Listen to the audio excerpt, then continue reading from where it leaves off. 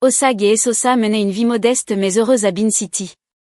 Osag travaillait comme superviseur de projet pour une entreprise de construction, ce qui le gardait sur le site sous le soleil brûlant pendant des heures. Esosa, de son côté, gérait un petit studio de maquillage pour marier à la maison. Ils étaient mariés depuis 4 ans, et comme la plupart des mariages, il y avait des hauts et des bas.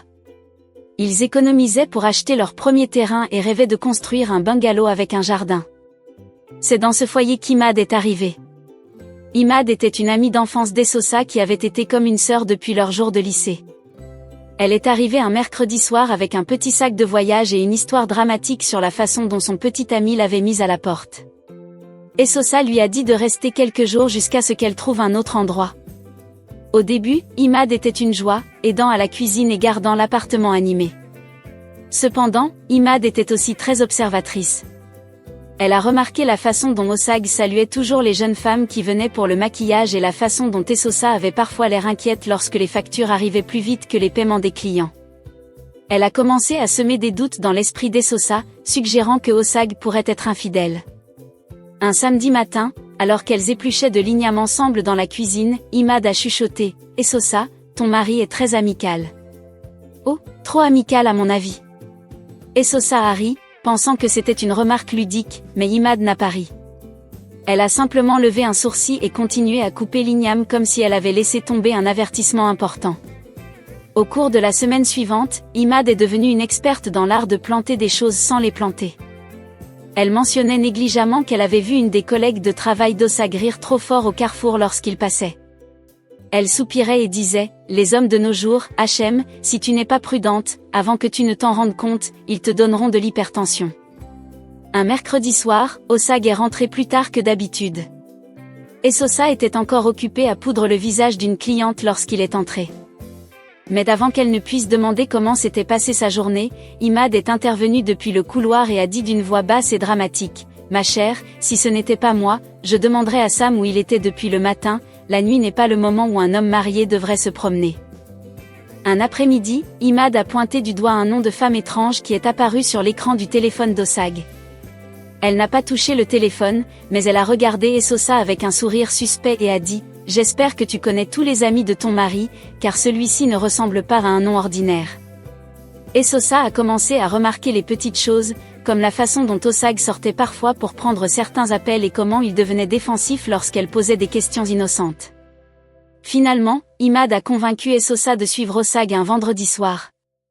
Lorsqu'elles sont arrivées à la jonction, Esosa a vu Osag parlant à une femme en robe jaune vif. Il se tenait prêt et souriait à quelque chose sur son téléphone. Le lendemain matin, des ragots avaient déjà commencé dans le groupe WhatsApp de la famille élargie. Un cousin a envoyé une capture d'écran de la société. « Je n'aime pas attendre, je vois hier que ton mari doit s'expliquer », a-t-il dit. Ce soir-là, Osag est rentré à la maison en tenant un sac de courses et en ayant l'air fatigué. Il avait à peine le temps de poser le sac que son téléphone a commencé à vibrer sans arrêt avec des appels de sa mère, de ses oncles et même des anciens de l'église. Il avait l'air confus. « Qu'est-ce qui se passe ?» Esosa a essayé d'expliquer, mais avant qu'elle ne puisse finir, Imad est entré de sa chambre avec une expression de fausse sympathie. « Osag, je ne voulais pas être celle qui le dit à la famille, mais je ne pouvais pas le cacher. Nous, les femmes, devons nous protéger les unes les autres. Je t'ai vu hier de mes propres yeux. Cette femme en robe jaune te tenait le bras. » Le lendemain matin, le téléphone d'Osag vibrait sans arrêt avec des appels de sa mère, de ses oncles et même des anciens de l'église. Osag était furieux. Il a fait irruption dans le salon où Esosa pliait le linge. « Esosa, qu'est-ce que tu as exactement dit à Imad ?» Esosa a lâché les vêtements. « Je n'ai rien dit à personne. Je pense qu'Imad invente tout. » Le lendemain, la situation a atteint un point d'ébullition lorsqu'un des clients de longue date d'Osag, le chef Edobo, a reporté la signature d'un contrat, citant des préoccupations personnelles. Osag a décidé de convoquer une réunion de famille pour que Imad s'explique devant tout le monde.